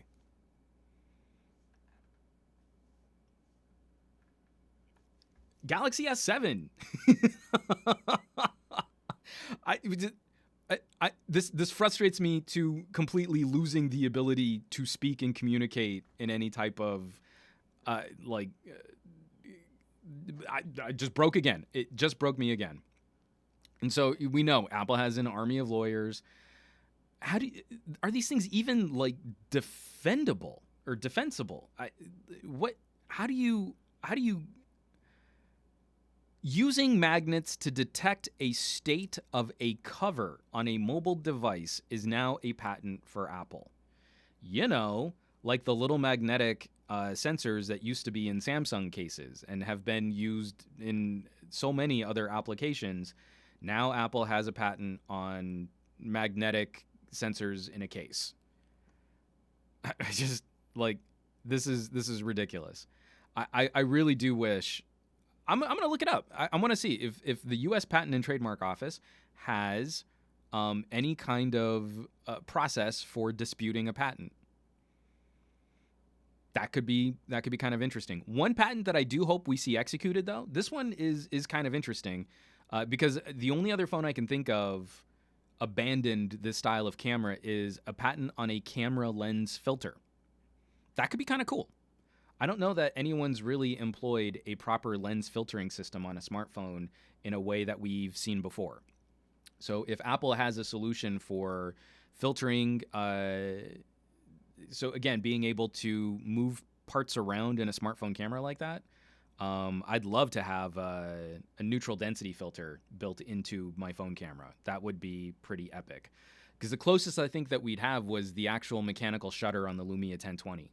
And we know that was a pretty sizable piece of hardware, and no one wants to build a camera on a phone like that today.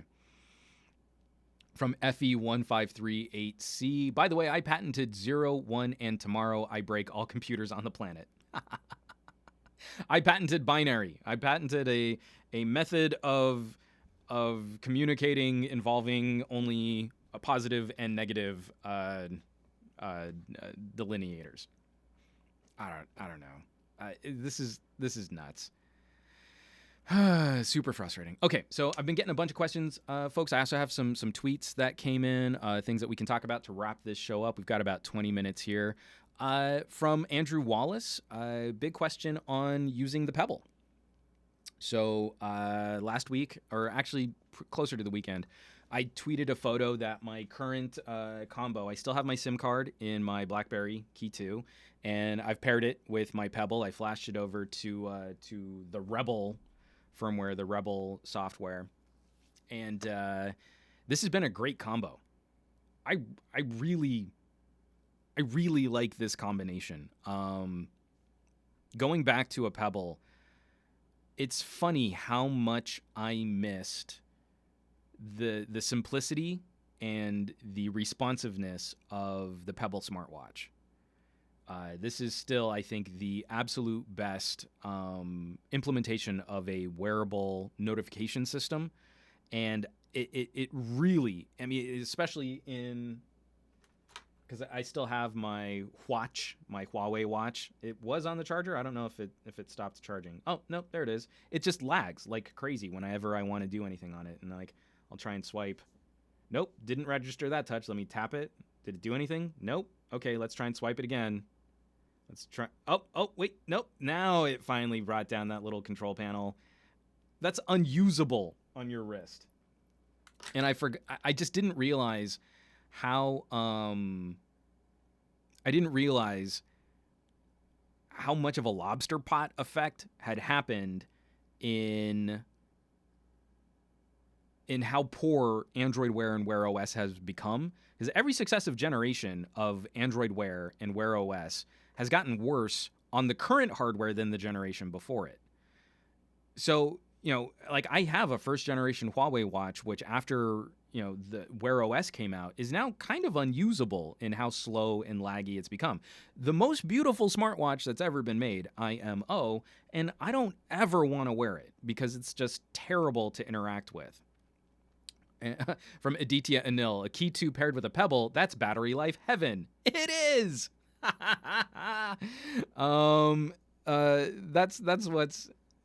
definitely been a big perk. And for the person that's typing in all caps, yes, I'm ignoring you. What? We're talking about stuff. Stop yelling in all caps. So moving right along. The Pebble has been phenomenal. It makes me so crazy, angry, and frustrated that the market decided to move on from the actual functionality and try and impress people with a pretty smartphone, what lives on your wrist, instead of something that actually does complement your phone and improve the situation of handling notifications, replying to text messages, getting your calendar, your appointments, and that it fills the gap. So if people complain about the Key 2 screen not being the most readable in bright sunlight, then this watch does a great job of filling in the gaps when I need to look at individual notifications to decide on whether or not I'm actually going to take my phone out of my pocket. It's shocking. I'll be driving, I'll get a text message come in, and it's two or three individual hardware button presses to do a voice reply And then I can much better see from eye level whether or not I've replied properly. And I'll leave spelling and phrase errors in a text because I think it's funny. The battery life is phenomenally better than anything Android Wear has come out with. It's amazing. Like, it's everything that I wanted in a watch minus an always-on heart rate monitor. And I might just add, I've got a little Huawei health tracker that I need to reset, like one of these little sport bands, and I might just add that if I need heart rate tracking. But I'm totally back on board. I'm gonna be wearing my Pebble again. It just makes me sad because I think Google has completely missed the boat on what a Wear OS, a wearable operating system, should resemble. From Fat Produce, any problems with Rebel? My experiences have been very, very shallow. So in wearing this Pebble again, I'm really just back on immediate notifications, voice replies to text messages, and then being able to scrub quickly through calendar stuff. I just want to see what I've got scheduled for the day. I'm not doing anything too advanced. I'm not going through the whole dance of trying to find crazy animated watch faces or anything like that. I'm just using a basic time, digital clock watch face right now. That's it. For Rebel, again, for managing just that bare minimum kind of interaction, that's all I need. That's all I want. So I'm fine with that. I'm happy with that. From Mr. Tech, Jerry Rig Everything tested durability on the Key 2, and it was amazingly strong. I have not watched Jerry Rig Zach's torture porn test of the Key 2, so I'll check that out. And this is from Nicholas Blackmore with the super chat. I had a Pebble that broke. Looking for something similar. I bought a Huawei watch, but the software was terrible. Last month, I bought a Fitbit Versa, and it's amazing. This is, I think, the big fallacy. I think Samsung made a big misstep with the Gear, and then Android followed that in continuing on in this mistake. When I use a Gear, or when I use an Android Wear device, it takes me longer. It requires more focus, more visual focus, and more tactile focus with my fingers and my eyes to accomplish the same task than if I did it from my phone. And the most recent builds of Wear OS on the current hardware that we have that's running it is lagging really bad. When you were going to try and have a short interaction with a technology gadget, that is a terrible combination. Bad battery life, the same type of screen that's on your phone, so it's going to have the same problems in bright light and in dull light that your phone has, if your phone has problems. I mean, some phones do fine in direct sunlight. And it requires more patience, more attention, and more interaction than if you were to accomplish the same task on your phone. Everyone thought they wanted a phone on their wrist, and a handful of nerds were fighting that, saying, you want a watch to be a watch. What does a watch do? It feeds you tiny little pieces of at-a-glance information which might be relevant for when you're looking at the watch. It is not a replacement for a grandfather clock. It is not a replacement for your calendar. It's not a replacement for any other type of device which might do some type of communication better. You look down at your wrist, you see the time, maybe you see the date, and then if you're really into that, you might have a couple other things too. Like if you've got a sport watch, maybe you've got sensors for temperature or barometric pressure or anything. But it's tiny, at-a-glance delivery of small pieces of information when it's relevant to interact with that piece of information. And I think fitness trackers now have done that better. The thing that bothers me about fitness trackers is they typically don't do the best job of relaying the full notification, and a lot of them don't have very good support for replying to text messages, which is one thing I really do like doing from my Pebble. Again, and the fact that it's tactile and not a touch screen. In 2 or 3 button clicks without having to look at the screen, I can reply to the text message after I've read it, but I don't have to dedicate both fingers and eyes to accomplishing that task. And that actually is an improvement over what I can do on my phone. So there, the Pebble has actually improved on the amount of time I need to do something, the interaction, and in a way that my phone can't replicate. So that's a benefit to me, and it's totally worth the price of admission. I haven't played with the newest crop of Fitbits. My wife has an HR. Actually, most of my family, my wife, my sister, my mom. I don't know if my dad has one, but they're on HRs, and they seem to like them. I'm going to be backing this up with a Huawei. I have a little Huawei fitness tracker because I have been using the Huawei Fit app with my Huawei watch. So I kind of just want to migrate all of that information over there and use one of their other fitness trackers. And I'll do that 80s thing where I've just got like bangles of tech wearables on one arm. But no, this has been the great travesty of the smartwatch revolution, is completely missing the boat of what was really in the consumer's best interest in the consumer and to the benefit of consumers. And it's sad going back to this, but at least I can keep this hardware running for a little while longer on this custom software, this Rebel firmware. So hopefully, I don't know, maybe Fitbit will come back around and just give us a few of those Pebble features that they bought when they bought up all of Pebble's IP. That would be all I need to kind of jump ship and pick up a Fitbit. I want at least 2 full days of always on screen on a single charge, and good text to speech features so that I can reply to text messages with basic support for notifications and alerts and all that other stuff. So I don't know. It's just frustrating. Let's see. Oh wow, a lot of comments came in while I was doing this. And iMic Tech. Exactly, they are phones, not watches. A watch is an accessory that adds some function. No one would spend hours on their watch checking the time, yet with these smartwatches, now you can. From Hadid Tamimi, would you switch to iOS on your main phone if it has a full-blown manual mode and expandable storage? Well, first of all, that's probably never going to happen. So your scenario doesn't work. I mean, like, I've used iOS for brief, like, review periods. I put my SIM card into it. I use it for maybe a couple weeks, and then I'm kind of back to Android.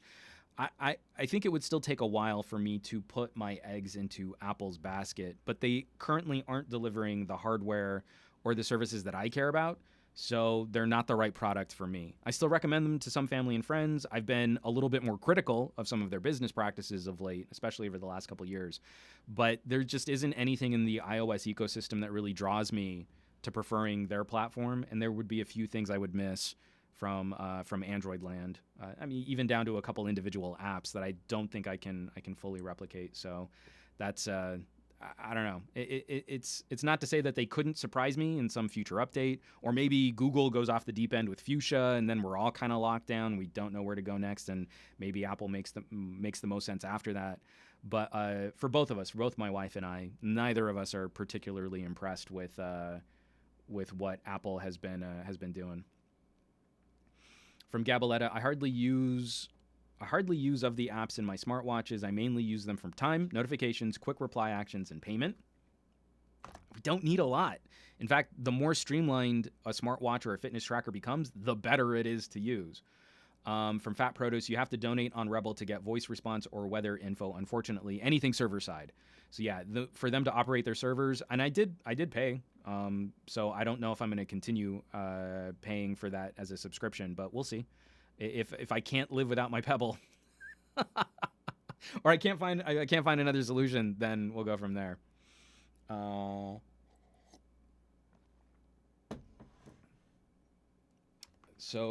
from Aditya Anil, Brandon on Pocket Now straight up saying nothing special about the iPhone 7 Plus in the new video was so cool, possibly one of the best in your faces I've seen in a while. I'll be curious to see how Brandon does, kind of returning. It's sort of, I think, a good homecoming for them. After I took off, Brandon returning to produce videos for Pocket Now, I think will be a good fit. I just don't know I think they're still trying to figure out what their new vibe is going to be. If Brandon's going to be the telling it like it is guy, I'll be curious to see how he handles those criticisms moving forward. Because I don't think the tech market has really embraced that style of commentary anymore. Now it's more who are you a fan of, and who do you confirm when you say something nice or say something negative. So I'll be curious to see how those videos go over. I had one other question in here that I wanted to get to. Oh, yeah, from Aditya Anil and Andrew Wallace. What do you guys think about merging the Galaxy S with the Galaxy Note? So in August, we're pretty sure we're going to get some kind of announcement on the next Note. A lot of leaks and rumors are pointing to expanded S Pen functionality, where I don't know that anyone was really complaining that their S Pens didn't do enough, but some type of Bluetooth connectivity to use it as a slide presenter, click button, something could be kind of cool. Do you think that we have moved to a point where we no longer need the Note? Could a Galaxy S Plus be the Note, the Galaxy S be the normal phone, and then later in the year we could do some sort of tech exercise or tech experiment phone like a foldable display? Could that be the new 3-phone lineup for Samsung? What do you guys think?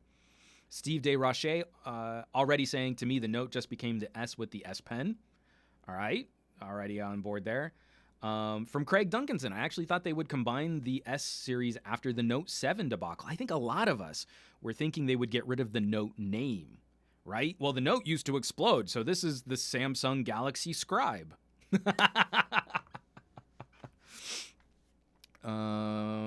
Let's see. From Gabaletta, basically we're going back to the old era of S5 Note 4, maybe. Well, I mean, we still have a split. It's sort of we're still in the holding pattern around the S6. We had the S6, the S6 Edge, the S6 Edge Plus, and then the Note. And so all of those were sort of different variations on the same theme. From Hadid Tamimi, isn't the Note just an S with the S Pen? The Note is no longer the cutting-edge enthusiast-geared phone. I agree. I think the S has become the vanguard product where Samsung is really trying to push forward, and then the Note is the reply phone where it doesn't really seem to move the needle or improve upon anything from the S, but it adds the S Pen, and it makes your battery smaller. Double trouble.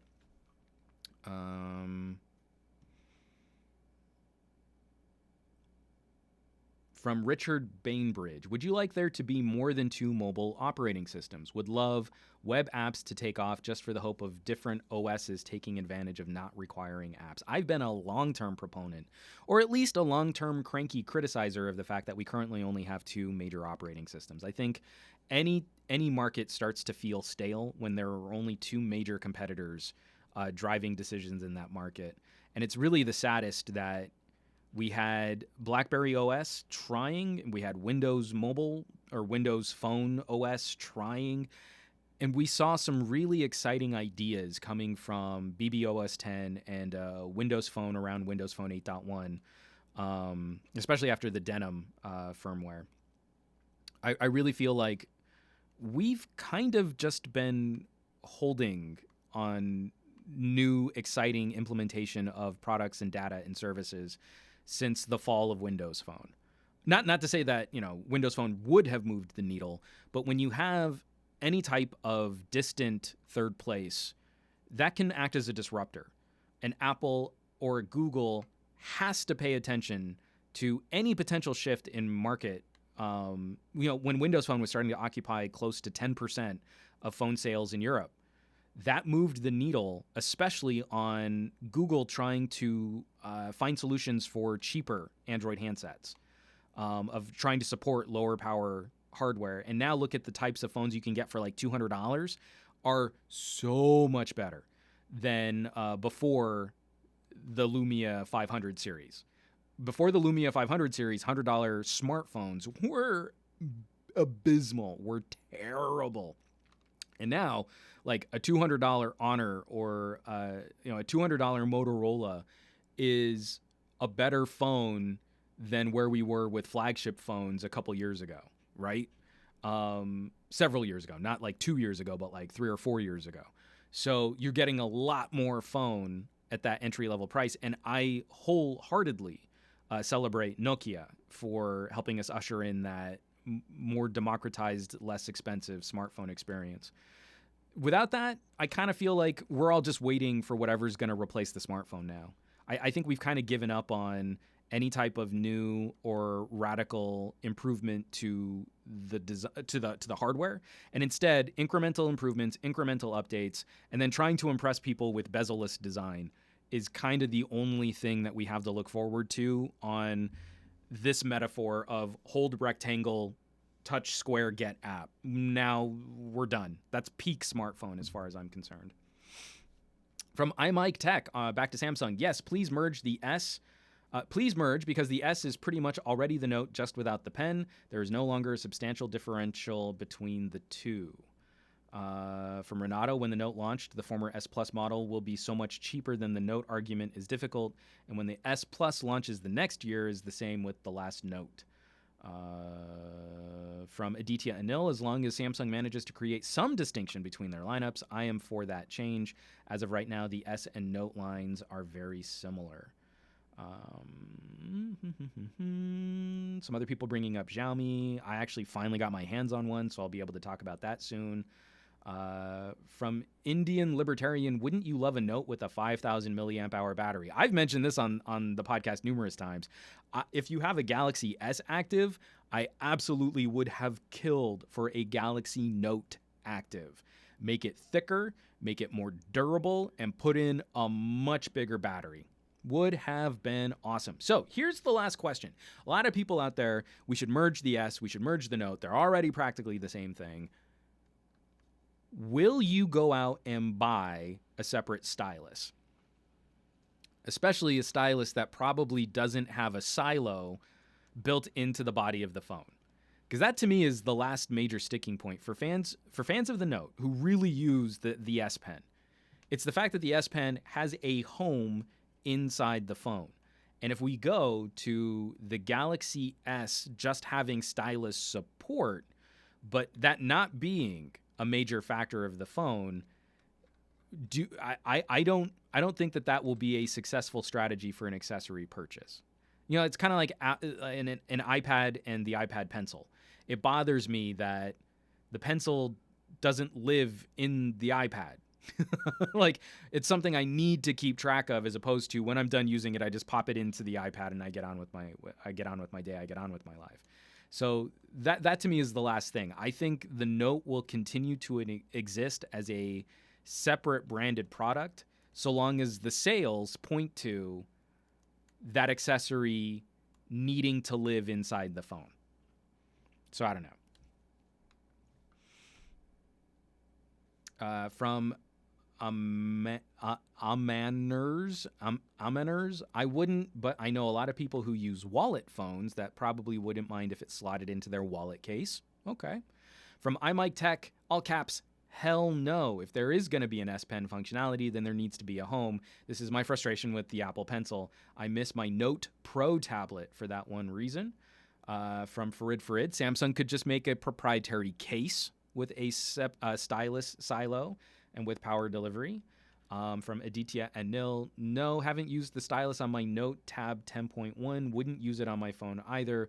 Would probably buy it only for the screen size. So some conflicting ideas there. And I hope people will continue to throw in some comments or hit me up on the Twitters. But it is time to wrap this up. I want to thank everybody who joined the conversation, who had all kinds of fun chats here. This was a really lively chat, so I definitely appreciate you folks taking the time out of your Monday mornings to come and join this. Again, just that housekeeping. The Creative K3 Plus review, that's live if you care about your home recording hardware. Some interesting solutions from a Sound Blaster. I had such fond memories of my Sound Blaster sound cards back in the day. And then also major thanks again for those folks of you who are out there sharing my smartphone manual camera settings video, the tutorial on this. It's going to really trying to show off what we can do to get the most out of our cameras. HDR, and even for a little this video doing fairly well for me as an actual tutorial. This is that was a really good feeling. That was a really big thank you to those of you helping to share that out there. And lastly, also, I do want to throw that plug. I've got tons of links and stuff on how you can support production, but I do now have a proper page on SomeGadgetGuy.com. It's at the top, support SomeGadgetGuy. And here are all of the official partnerships that I have in ways that you can support production on this. And then also, hopefully, get yourself something cool too. Major shout out to the Humble Bundle. If you wanna really stock up your Steam library of games, Humble Bundle is phenomenal. If you're shopping a OnePlus, you can get a $20 voucher to buy yourself some accessories using that promo code, free audiobooks. And fingers crossed, folks, fingers crossed, I hope they come out well. But I have both a black and a green version of the Mega Pickle mug, hopefully being delivered at the end of this week or maybe the beginning of next month. And if those come out nice, then I will have my first pieces of merch, the Mega Pickle mug. I am actually mad at myself that it took me this long to figure out how to do some type of mug. And from, oh, you guys, Steve Darache, these podcasts aren't long enough. I'm Mike Tech. Great show as always. Moshtaba, goodbye and have a good day. Encore. And always look forward to these live shows. Great group of people to have a conversation with. Gabaletta, I completely agree. And it's all down to you folks being such fun participants in this wonderful tech conversation, this tech discussion that we get to have each and every week. So I hope you guys will join me next week. I might be doing something kind of funky with the podcast because we might be doing a little traveling coming up. We still don't even have stuff locked down, so I don't know if it will happen or how it'll happen. But next week's show might be a little different than this week's show. And I'll keep you guys posted on that. I'll probably post both to the Patreon and also to the to SomeGadgetGuy.com if there is a major change. But if there isn't a major change, then you know where you can find me every Monday morning, live streaming on various platforms. And throughout the rest of the week, if you want to jump into conversations with me, you know where you can find me on Twitter, Instagram, Facebook as @SomeGadgetGuy. And I will catch you all on next week's show. Be well, have a great week, and I'll see you next time.